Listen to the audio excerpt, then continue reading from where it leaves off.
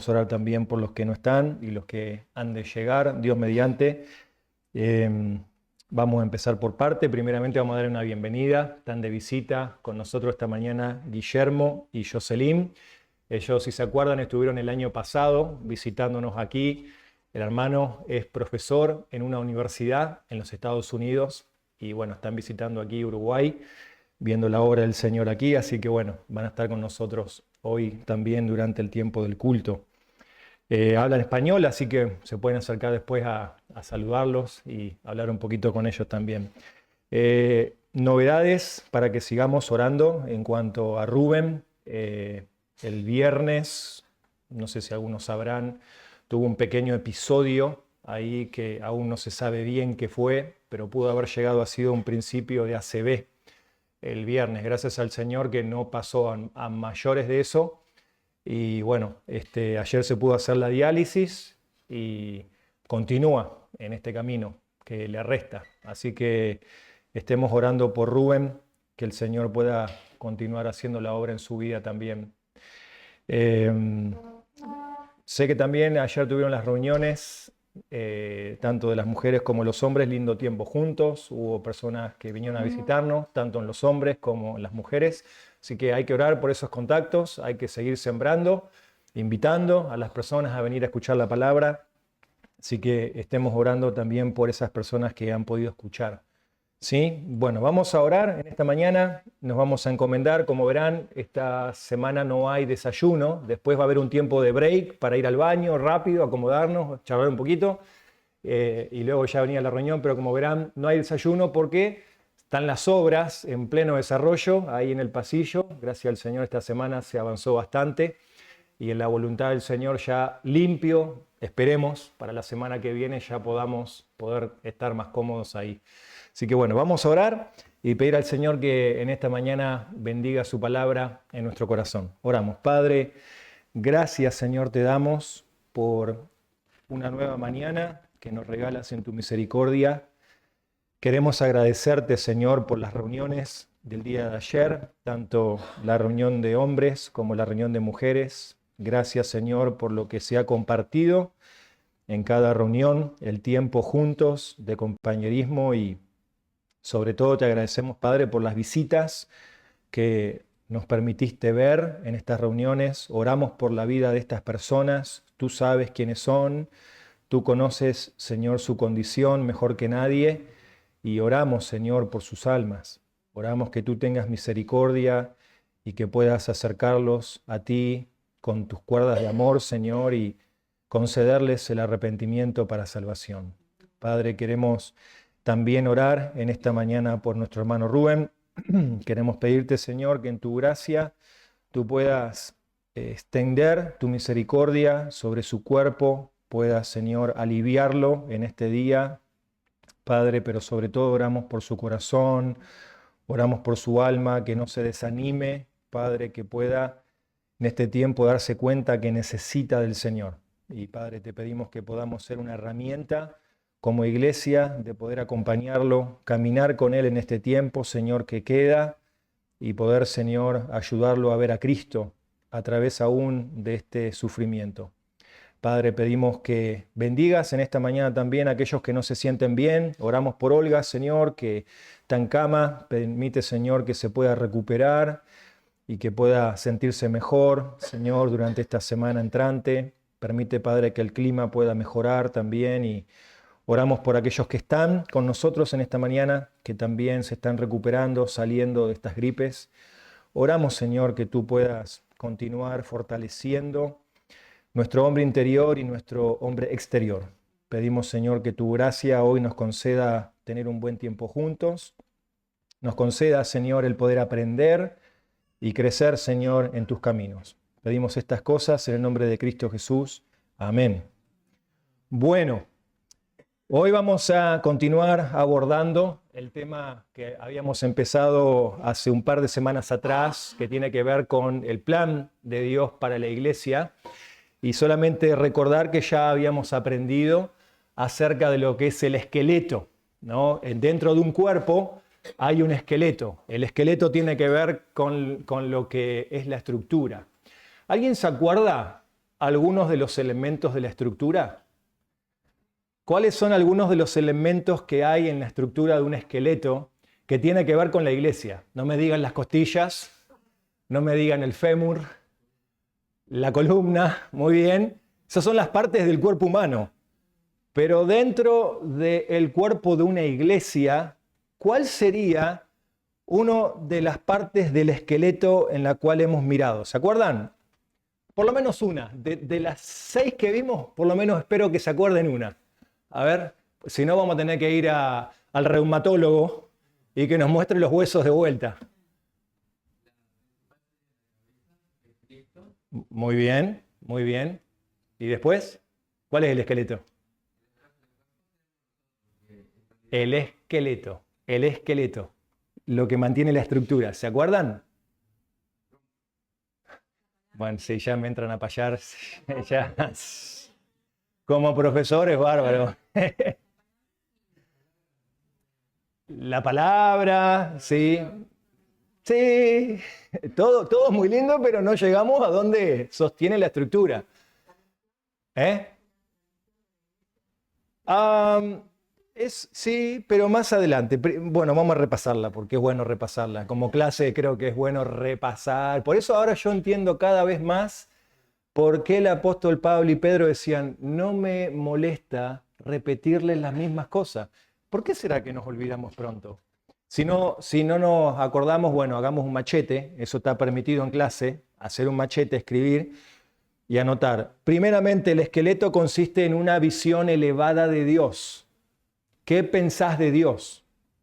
Una iglesia tiene que aprender a pensar de Dios correctamente. ¿Es Dios un amuleto? ¿Es Dios una muleta en la cual yo busco a Dios cuando yo necesito? Me apoyo en Dios cuando ando rengo. Cuando las cosas no me van bien, ahí yo me apoyo en Dios. Cuando las cosas van bien, a Dios lo tiro para un costado. ¿Es Dios es Dios un Aladino que yo froto la lámpara y le pido deseos? Dios, quiero, hacer esto por mí. No es lo que la Biblia muestra acerca de lo que una iglesia debe creer acerca de Dios. Por eso que habíamos aprendido, ¿no? La iglesia debe tener una visión elevada de Dios. Y habíamos mirado Proverbios 9, en el cual hablaba, ¿no? El temor de Jehová, el temor al Señor es el principio de la sabiduría.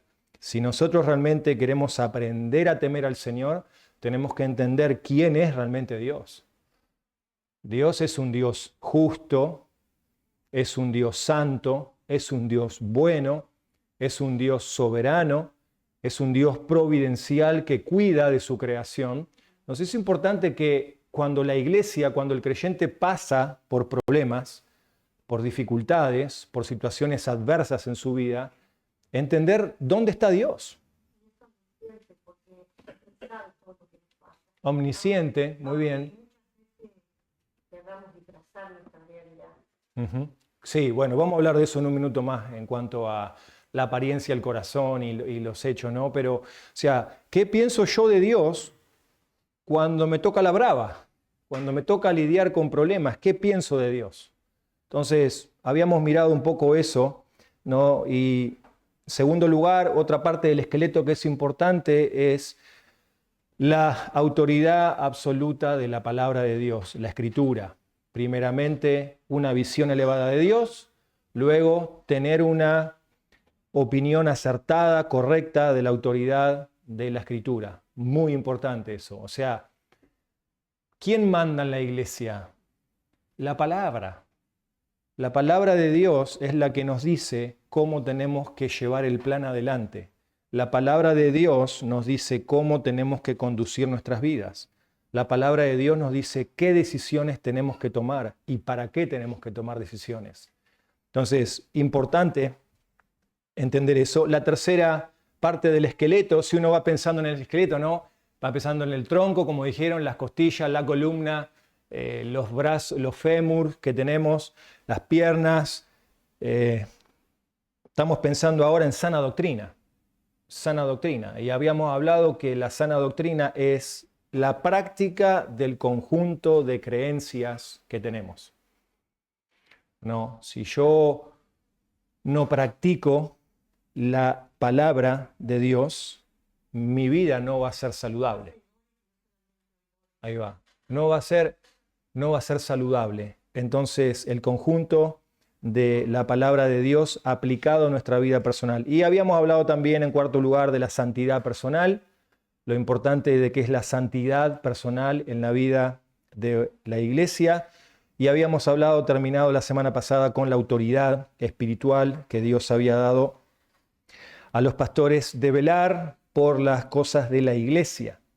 Ahora, hoy vamos a hablar acerca de los músculos. Ya tenemos la estructura, hoy vamos a hablar de los músculos.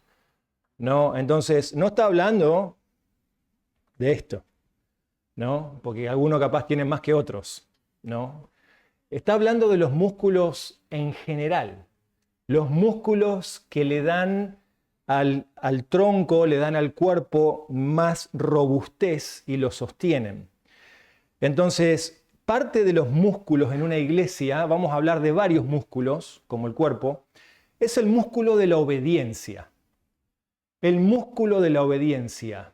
Y hoy eso es lo que vamos a estar hablando en esta mañana, que para seguir el plan de Dios, nosotros necesitamos obedecer las normativas, las cosas que el Señor tiene para nosotros en su palabra.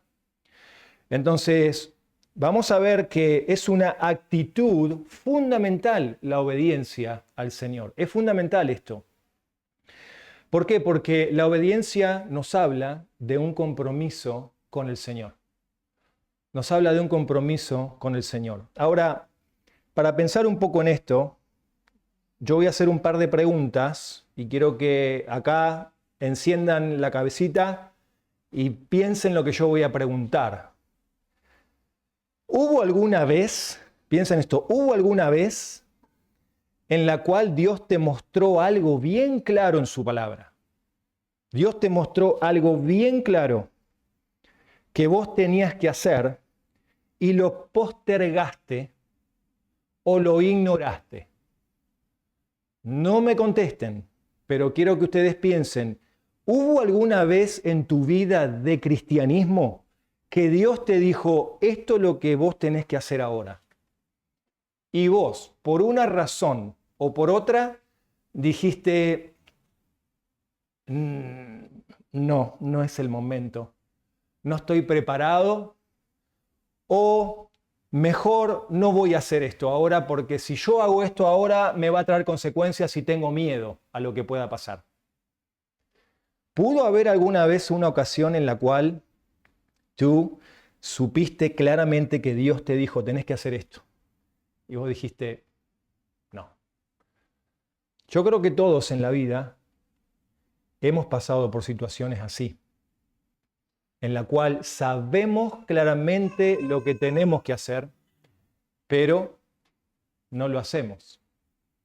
¿No? Y ¿saben qué? Hay un peligro con eso, porque la Biblia dice claramente, en el libro de Juan, el que sabe hacer lo bueno y no lo hace, ¿le es qué? O sea, varias veces nosotros quizás hemos sabido delante de la palabra de Dios como autoridad. Recuerden, la autoridad es la palabra del Señor. Dios dice que yo debo hacer esto en mi vida. Y nosotros hemos ignorado eso. Entonces, hoy vamos a ver en la clase que la obediencia es la actitud en la iglesia que debe invadir todo o el resto de los músculos que vamos a estar aprendiendo. O por así, si me dejan decirlo, la obediencia es el músculo que cubre el esqueleto. Es el músculo principal. Ahora, nosotros tenemos muchos músculos en el cuerpo, pero si me dejan usar una terminología para que puedan entender, los tendones. Los tendones. Los tendones son las cosas que nos permiten a nosotros sostenernos, ¿no? Se rompe un tendón, por ejemplo, rompemos un tendón en el brazo, rompemos un tendón en la pierna y quedamos chuecos, por así decirlo. Un elástico. Entonces, muy bien, me gustó eso, como un elástico. Entonces, vamos a ver cómo estos tendones sostienen al esqueleto. Entonces, para aprender esto, tenemos que primero preguntarnos, ¿qué es obediencia? ¿Qué es obedecer? ¿Qué significa obedecer? ¿Decir todo que sí y no cuestionar nada? ¿Qué significa la obediencia? Bueno, la obediencia, les voy a dar una definición que el material que estamos usando define. Dice, la obediencia es la actitud. Fíjense que nosotros a veces pensamos que obediencia tiene que ver con un hecho. El pastor dijo que nosotros no hagamos tal cosa.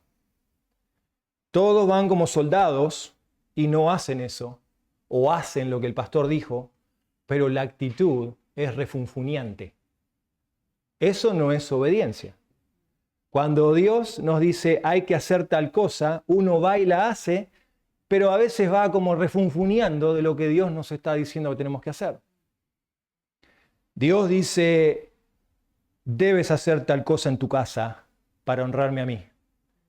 Es bien claro el mandato. Debes hacer esto en tu casa. Debes hacer esto en tu trabajo para honrarme a mí. Debes conducirte así en la iglesia para honrarme a mí. Pero viste, pero el Señor. Eso no es obediencia. Obediencia, define el autor, es la actitud indispensable. Es una actitud indispensable. Sin ella, ninguna virtud puede existir genuinamente. Entonces, ¿por qué pensamos que el comportamiento sin una actitud de obediencia no tiene sentido? Lo voy a repetir. El comportamiento sin una actitud de obediencia no tiene sentido. ¿Por qué? Yo me puedo portar bien, ¿verdad? Puedo hacer las cosas bien, pero lo puedo hacer con la actitud incorrecta. Vamos a mirar la Biblia, lo que dice, Primera de Samuel. Quiero que me acompañen al primer libro de Samuel, capítulo 15. Vamos a mirar algunos pasajes que tienen que ver con lo que Dios define como obediencia. Y en Primera de Samuel, alguien que lea por favor 15, 22. Primer libro de Samuel 15, versículo 22. ¿Qué dice? Y Samuel dijo, ¿te complace el Señor tanto en holocaustos y sacrificios como en la obediencia a la voz del Señor? He aquí, el obedecer es mejor que un sacrificio y el prestar atención de la lectura de los torneos. Muy bien. Vamos a tratar de entender un poco la pregunta. ¿Quién está hablando acá? Acá está hablando el profeta Samuel, ¿verdad? Y le está hablando allí a Saúl. Y fíjense ustedes que hace una pregunta. ¿Qué es lo que le agrada al Señor? ¿Le agrada las obras? ¿Le agrada al Señor los holocaustos y los sacrificios comparado con obedecer a su voz? O sea, ¿qué es mejor para Dios? ¿Obedecer su voz o hacer obras que son buenas? ¿No? Yo puedo hacer una buena obra. Por ejemplo, una buena obra en casa. Puedo ir a hacerle el almuerzo a mi esposo, atender a mis hijos, atenderlos, vestirlos, bañarlos. Puedo hacer todas estas cosas en casa, son buenas. Puedo ir a casa a limpiar la casa. Puedo ir a trabajar, a hacer el trabajo, ¿verdad? Con tal de que me paguen, no quiero perder el presentismo, voy a llegar temprano. Puedo hacer todas estas cosas que son buenas. Pero el punto acá que está comparando es, ¿cómo está la obediencia versus tus obras? ¿Estás realmente queriendo hacer las cosas de corazón al Señor o estás haciéndolo porque es un simple hecho de que lo tengo que hacer? Limpio la casa porque la tengo que limpiar. No me queda otra. Le cocino a mi marido porque si no se me puede armar un gran problema en casa si llega y no tiene el mate preparado. Voy a corregir a mis hijos, voy a ayudarlos a crecer porque tengo que hacer esto para que se porten bien. ¿Cuál es la motivación que hay detrás? Esa es la gran pregunta que un creyente se tiene que aprender a hacer en este músculo, en este plan de Dios. Y fíjense que el texto dice, se complace Dios como en la obediencia a su voz, entiende, porque capaz que uno puede pensar, bueno, no, pero hay que hacer obras, porque las obras son buenas, está bueno hacer esto. Fíjense lo que dice aquí el Samuel, entiende, obedecer es mejor que hacer obras. Ahora, eso no significa que yo obedezco y no hago nada. Va acompañado de la actitud. Una buena actitud acompaña a las obras. Sea que comamos o bebamos o hagamos cualquier cosa, dice la Biblia, hagamos todo para la gloria del Señor. Entonces, ¿ves? Eso tiene que ver con una actitud del corazón. Lo hago todo para su gloria. Estoy obedeciendo lo que el Señor me está diciendo que debo hacer y el fin es la gloria del Señor. Entonces, Él dice aquí, ¿no? El prestar atención, el obedecer, el prestar atención, tiene que ver con actitud. Yo quiero obedecer al Señor porque yo quiero prestar atención a lo que Él tiene que decirme a mí en su palabra. Es importante para mí prestar atención. Dice el prestar atención que la grasa de los carneros. Fíjense que no, en este contexto, los sacrificios para el pueblo de Israel eran un modo de vida. O sea, ellos vivían de esta manera para poder agradar a Dios. Yo te pregunto, ¿cuáles son las formas en que tú agradas a Dios hoy? Tú no vas por la calle matando animales, no venimos acá a la iglesia a matar animales y si los matamos los tenemos que comer, obviamente, ¿no? Pero nosotros no andamos por la vida matando animales como lo tenían que hacer ellos para agradar a Dios. Hubo un solo sacrificio y ya fue suficiente, el de Cristo. Pero ¿cuáles son las cosas que tú haces para agradar a Dios? ¿Cómo tu vida hoy agrada a Dios? ¿Cómo la iglesia hoy busca agradar a Dios? Vemos que en este texto la palabra nos dice que la forma de agradar a Dios es por medio de una actitud obediente. Un corazón que está dispuesto a prestar atención. Eso es obediencia. Estoy dispuesto a prestar atención y hacer lo que el Señor dice de buena voluntad. De buena voluntad. ¿Y por qué? Vamos a ver ahora la razón de por qué obedecer. ¿No? Porque a veces yo creo que nuestro corazón, cuando encontramos pasajes en la Biblia, donde los cuales algunos textos son a veces que nos causan conflicto en nuestro corazón, ¿no? ¿Alguien puede citar algún texto que puede llegar a causar un conflicto, una reacción en nuestro corazón?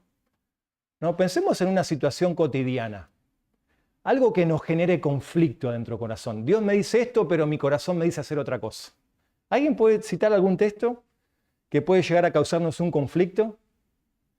¿No? ¿Alguien piensa algún texto? Miren que hay varios, que tienen que ver con la vida. En casa. ¿Cuál? Ese sí, está bueno. Amar a los enemigos, poner la otra. A mí, ¿saben cuál? A mí me hacía ruido, ahora ya, gracias a Dios, ya pasé por esa etapa, ¿no? Corregid a vuestros hijos y no exasperarlos a ira. Déjame explicar un poquito el mío y yo después te explico el tuyo ahí. Me causaba conflicto tratar de corregir a mi hijo con un espíritu en la cual pueda mostrar el corazón del Señor. Amad a tu esposa como Cristo amó la iglesia.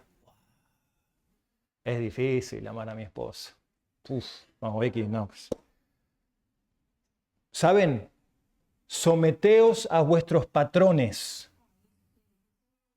Me acuerdo cuando trabajaba yo en la intendencia en Argentina, tenía un patrón que era corrupto totalmente, todos los días hacía cosas corruptas con la gente.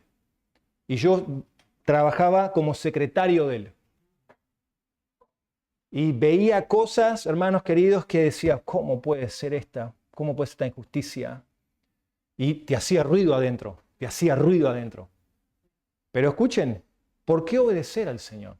Porque yo creo que todos tenemos textos en la Biblia que cuando llegamos ahí, ¿no? En la cual tenemos que hacer morir lo terrenal y tengo que decirle no a mis pasiones tengo que hacer silencio. Y todos tenemos textos en los cuales nos genera cierta rebelión, esa es la palabra, en el corazón. Todos tenemos textos así, que luchamos contra nuestra carne. ¿Por qué obedecer? La palabra de Dios da 4 razones. Y yo quiero que ustedes ahora, si tienen ahí un cuaderno o imaginen en su mente, hagan un cuadro, ¿no? Con 3 columnas. Lo iba a hacer yo dibujar acá, pero se me desconfigura todo lo que tengo acá. Pero quiero que vayan primeramente a Juan 15:8. Vayan a Juan 15:8. Juan 15:8. Y vamos a ver la primera razón para obedecer. Quiero que ustedes me ayuden. Juan 15:8. 4 razones para obedecer. La primera es importante. ¿Por qué debo obedecer con una actitud de prestar atención al Señor? Más que enfocarme en el hecho o en la obra. 15:8. En esto es glorificado mi Padre, en que den mucho fruto y así prueben que son mis discípulos. ¿Ven? La primera razón, ¿cuál sería, hermanos, para obedecer al Señor? En base a ese versículo. ¿Cuál sería?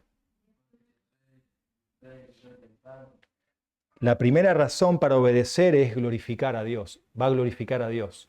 Si lo hago con la actitud correcta, va a glorificar al Señor. Dice, en esto mi Padre es honrado, en que ustedes den fruto. Mucho fruto, no un poquito. Den mucho fruto. Entonces, ahora quiero que por un momento pienses, ¿cómo se desarrollaría el fruto en mi vida? ¿De qué manera, por ejemplo, podría yo desarrollar fruto en mi vida? ¿Cómo se pueden ver en mi vida frutos de Dios?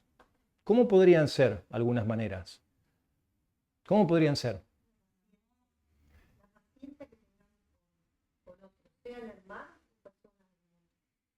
Ahí está. Bueno, muy bien. Déjame desarrollar ese ejemplo. Bueno, buenísimo. Paciencia, ¿no? En esto se va a glorificar mi Padre, que ustedes lleven mucho fruto. Vamos a hablar de ese fruto, paciencia. ¿Cómo aprendemos a desarrollar paciencia? ¿Quedándonos encerrados adentro? ¿Solos, sin tener que lidiar? No, al contrario. Dios dice, yo veo que en tu vida vos necesitas crecer en la paciencia. Entonces te voy a poner en situaciones en las cuales tenés que tener paciencia. Mucha gente dice, ay, ¿cómo yo quiero que el Señor me dé paciencia? ¿Querés paciencia? Dios te va a dar paciencia, pero la paciencia no es algo que viene si no tenés que aguantar algo, porque la palabra paciencia es aguantar. Es aguantar bajo presión. Es cuando estás apretando así el limón, ¿viste? Lo apretás para que salga el jugo. Eso es paciencia, es aguantar bajo presión. Lo que pasa es que nosotros no tenemos aguante, enseguida se nos explota todo. Entonces, fíjense cómo yo voy a glorificar al Señor. Voy a glorificar al Señor cuando se me aprieta y el Señor obra a través de su Espíritu, a través de la autoridad de la palabra, a través de la autoridad de la iglesia, a través de todas las cosas que vimos en el esqueleto. El Señor empieza a obrar mucha paciencia. ¿Y esto qué hace? Dice, esto va a demostrar que ustedes están en el esqueleto. Esto va a demostrar que ustedes son mis discípulos. Así prueben que son mis discípulos. Nosotros podemos decir, hermanos, con nuestra boca, yo soy un discípulo de Jesucristo. Pero si no lo probás, y la forma de probar es cuando se te pone contra la pared. Cuando se te pone contra la pared en el contexto en el que estés, cualquiera sea tu situación en tu vida personal, cuando se te pone contra la pared, la prueba de vuestra fe, dice, produce paciencia. La prueba, hay que probar. A ver si esto es genuino o no es genuino. Saben que los joyeros que hacen anillos de compromiso, ¿no? O de casamiento, una de las cosas que tienen es un aparatito, es como un binocular que usan para mirar si la piedra preciosa que se pone en el anillo es verdadera o no y de cuántos caras es el diamante. Saben, yo en Argentina cuando me comprometí con Becky, compré un anillo en Buenos Aires con todo el esfuerzo que pude hacer, ¿no? Trabajando en la intendencia, me acuerdo, y le regalé un anillo a mi esposa para comprometernos. Años más tarde, viviendo en Estados Unidos, el anillo se empezó a desgastar y se partió abajo. Y teníamos un amigo joyero en el cual le dijo, tráemelo que yo te lo arreglo. Le pongo un pedacito más de oro ahí y te lo uno. Cuando el hermano hace el trabajo, me llama personalmente y me dice, te tengo que decir algo. Sí, decime, ¿qué pasó? ¿Cuánto? Yo pensaba, ¿cuánto me va a doler este anillo? Ya lo compré, ahora lo tuve que arreglar. Me dijo, ¿sabes qué? La piedra que te puse. ¿Dónde compraste el anillo? En Argentina. Me dice, dice, la, la piedra, dice, la piedra no es real. La piedra no es real. ¿Cómo que no es real el diamante? No es real el diamante, dice, es un diamante trucho, me dijo. Dice, yo te voy a dar uno, dice, para que le puedas regalar. Dice, bueno, pero ¿saben qué? Y dije, ¿cómo hiciste para detectar? Le tuve que hacer un procedimiento para detectar. Lo tuve que mirar con un microscopio, observar, y después lo tuve que quemar un poquito y ahí saltó que no tenía brillo, que la cara era trucha. A los ojos se ve, pero cuando lo mirás bien, no es. Hay que probar. Hay que probar. Y la obediencia se pueda para glorificar a Dios. Segunda razón por la cual obedecer. Segunda razón por la cual obedecer. Lucas 11:28. La primera, queremos obedecer para glorificar a Dios. Y la forma es llevando mucho fruto. Llevando fruto. Y cualquiera sea el fruto que el Señor quiere desarrollar en tu vida, ¿no? Estará allí. Lucas 11:28. Alguien que me ayude con este texto. ¿Qué dice? Lucas 11:28. Al contrario, le contestó Jesús.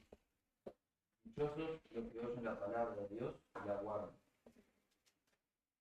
Dichosos los que guardan la palabra del Señor y la guardan. Si, déjame leer el 29, a ver, ¿qué dice? ¿Lee el 29 también?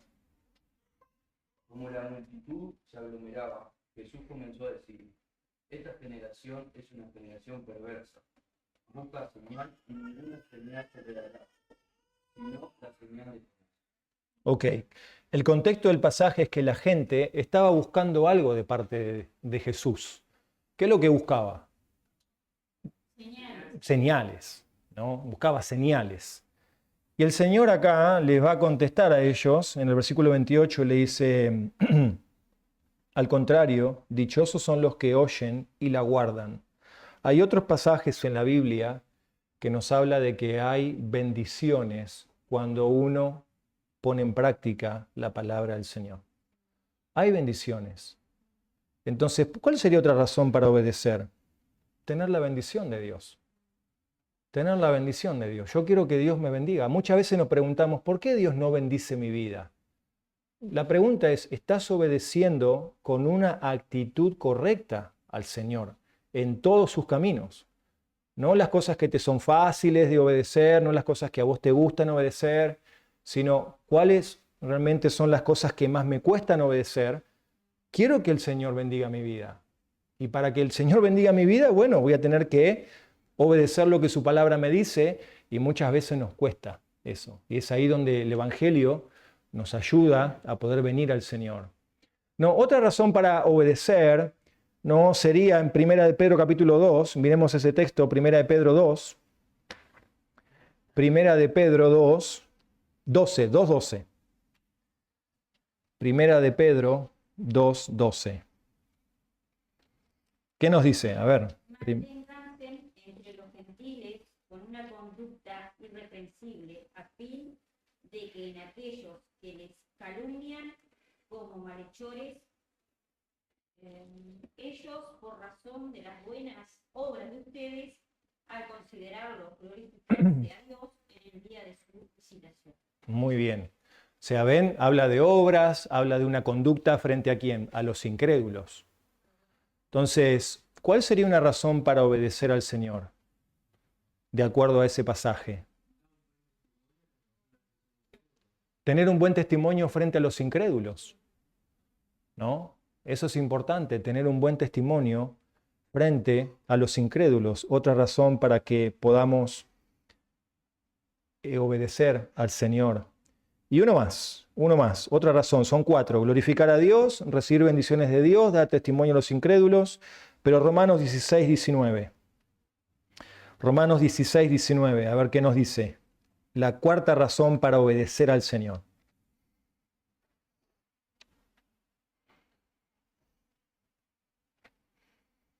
¿Cuánto?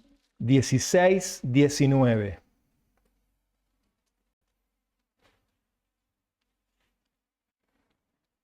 Nos dice, porque la noticia de la obediencia de ustedes se ha extendido a todos. Por tanto, me regocijo por ustedes, pero quiero que sean sabios para lo bueno e inocentes para lo malo. ¿Cuál sería una razón aquí que Pablo da a los romanos para obedecer al Señor? Dice, la noticia de la obediencia de ustedes se ha extendido a todos. Me regocijo en ustedes, pero quiero que sean sabios para lo bueno e insensatos para lo malo. ¿Cuál sería una 4ª razón, de acuerdo a ese versículo, para obedecer al Señor? No. No. Miren lo que dice el versículo. La noticia de la obediencia de ustedes se ha extendido a todos. Está hablando en el contexto a los hermanos en la iglesia de Roma. Entonces, ¿obedecemos para qué? Dijimos, los incrédulos le damos buen testimonio, pero también la razón para obedecer es ser ¿de qué? De ejemplo. Queremos ser ejemplo. Queremos ser ejemplo. Entonces ahora quiero hacer algo. Con el que tenés al lado, y si no tenés a alguien al lado, ponete con alguien que está al lado, 1 minuto. 1 minuto el ejercicio. Es pensar en qué área y cómo puedo ser de ejemplo a otro. En qué área y cómo podría ser de ejemplo a otro. Pensando en lo que dice el versículo ahí. Fíjense que el versículo habla, la noticia de la obediencia de ustedes se extendió. ¿No?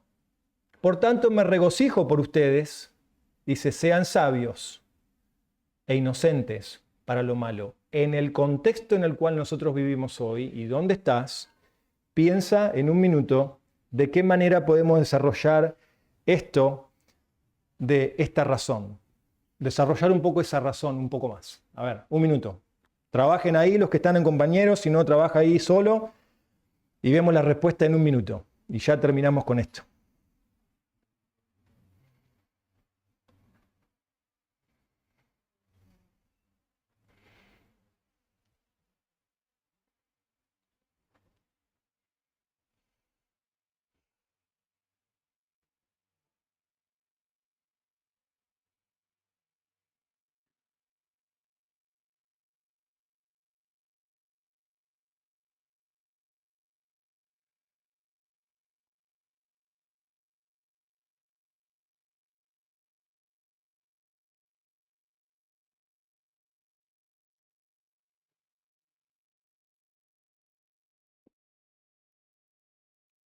Bueno, a ver, algún ejemplo, no vamos a perder mucho tiempo, algún ejemplo, a ver, ¿cómo desarrollamos el ejemplo a la vida de otros? Alguien que haya concluido ahí con su compañero, a ver, acá las 2 hermanas acá adelante, a ver.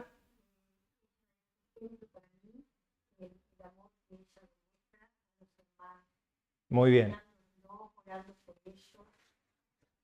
Muy bien. ¿Alguien más? ¿Alguna idea más que hayan trabajado ahí?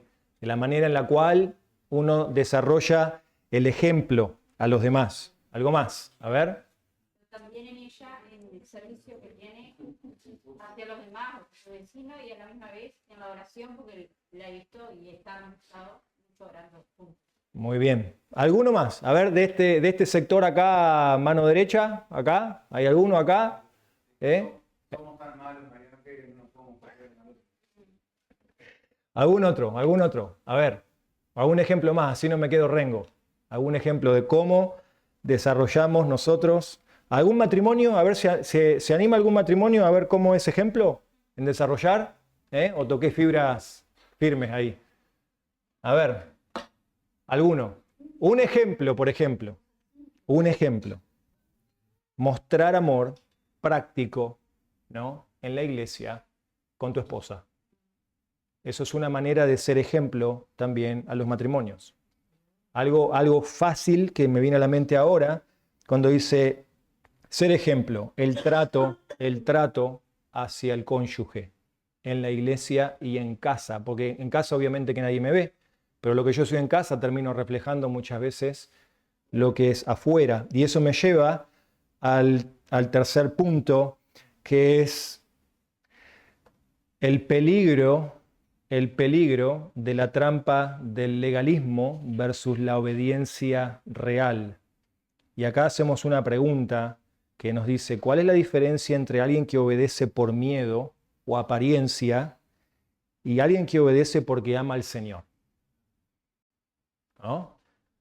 ¿Cuál es la diferencia entre alguien que obedece por miedo o apariencia y alguien que obedece porque ama al Señor? Yo puedo obedecer, como les dije, por las razones equivocadas, ¿no? Tengo miedo que si no hago esto, va. O tengo miedo o quiero obedecer porque quiero dar una apariencia de que está todo bien, para que no digan nada. O realmente quiero hacerlo porque amo al Señor.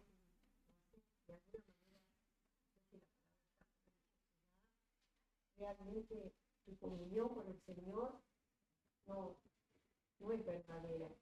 Lo haces para los demás o para vos mismo creerte un creyente verdadero que sigue los preceptos cristianos. Pero tu comunicación con el Señor no es intrínseca. Y pienso ahí en lo que dice Lucas 6:46, ¿no? Cuando el Señor le dice, ¿por qué me llaman Señor, Señor y no hacen lo que yo digo? ¿No? ¿Por qué me llaman Señor, no? Y tenemos que pensar en eso. Señor, ¿saben lo que significa Señor? Señor, Skurios, ahí significa que no solamente Él es el Salvador, sino que Él es el que manda, la autoridad, soberano. Entonces, ¿por qué me decís que yo soy el que está sobre tu vida? ¿Por qué vos decís, no, con nuestra boca, Señor, te pido que hoy bendigas mi día, y al final, después cuando voy al día, hago la que yo quiero? Señor, o sea, ¿por qué me decís Señor y no haces lo que te digo? Tenías que haberle hablado así a esta persona. ¿Por qué le hablaste así? ¿Por qué me decís Señor, Señor y después tomás decisiones financieras que terminás arruinando todo? No pediste consejo, no oraste. ¿Por qué me decís Señor, Señor? Entonces, termino con este pensamiento. El peligro de escuchar sin aplicar. El peligro de escuchar sin aplicar. Pastor MacArthur habla sobre este tema y dice, los que llevan décadas en la fe deberían ser los más maduros y los más útiles. Pero muchos no cambian porque escuchan la palabra sin aplicarla. Entonces, él da esa definición en el libro en cuanto a la obediencia y dice, muchos llevan décadas escuchando. Esas personas uno asumiría que deberían ser las personas que son más maduras y más útiles en la iglesia. Pero muchas veces las personas así no cambian porque escuchan pero no la practican. Entonces quiero citarte y dejarte con esto, con 3 preguntas. Para los jóvenes de 20 a 35, generoso vengo, 20 a 35, jóvenes de 20 a 35, vengo, imagínense cómo vengo después, ¿no? De 20 a 35. Santiago, entrás porque si hay alguno que es menor acá, a ver, de 20 a 35. ¿Qué hábito de obediencia necesitas construir ahora para no llegar a los 50 igual que hoy? Es una pregunta para que tú escribas, si estás de 20 a 35, ¿qué hábito de obediencia necesitas construir ahora para no llegar igual a los 50 de lo que estás hoy? Para la mediana edad, 35 a 55. Mediana edad, mediana edad. ¿En qué área Dios te ha hablado repetidamente y todavía no hiciste caso? De 25 a 55, ¿en qué área Dios te ha hablado repetidamente y todavía no respondiste? Para los mayores, 55 a 70. 55 a 80. Vamos a ponernos 55 a 80. ¿Qué fruto de años de obediencia podrías compartir con los más jóvenes hoy? ¿Qué fruto de años de obediencia podrías compartir con los más jóvenes hoy? Entonces les voy a dejar con un ejercicio esta semana. Se llama el ejercicio Mi zona de postergación. Mi zona de postergación.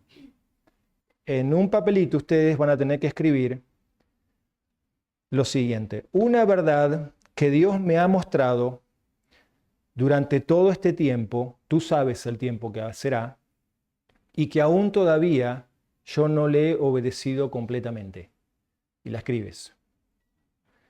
Una verdad que Dios me ha mostrado y que aún yo todavía no le he obedecido completamente. Los creyentes, totalmente, sí. No está todavía 100%, todavía hay resistencia.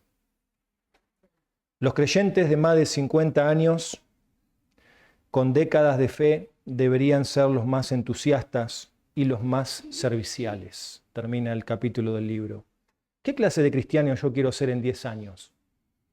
¿Te has puesto a pensar eso? Si el Señor te da vida, te da tiempo en esta iglesia, ¿qué clase de cristiano yo quiero ser en los próximos 10 años? ¿Uno que acumuló información bíblica o uno que acumuló obediencia? Esa es la pregunta. ¿Quiero ser un creyente que realmente sabe mucho de la Biblia o quiero ser una persona que realmente obedece de corazón al Señor? Y le dejo el versículo de 1 Juan 2:5. El que guarda su palabra, en este verdaderamente el amor de Dios se ha perfeccionado. 1 Juan 2:5. Así que bueno, vamos a orar. Pida al Señor que bendiga su palabra. Padre, gracias te damos por la palabra, por la clase. En esta mañana pedimos que en esta semana podamos recordar estas cosas que hemos mirado hoy y que la obediencia, Señor, se trata de una actitud que va acompañada con los hechos. Señor, ayúdanos a no solamente hacer obras, sino seríamos religiosos. Ayúdanos a tener un corazón que obedece con las motivaciones correctas, tu gloria. Entender que cuando obedecemos recibimos las bendiciones de parte tuya y ser agradecidos por eso.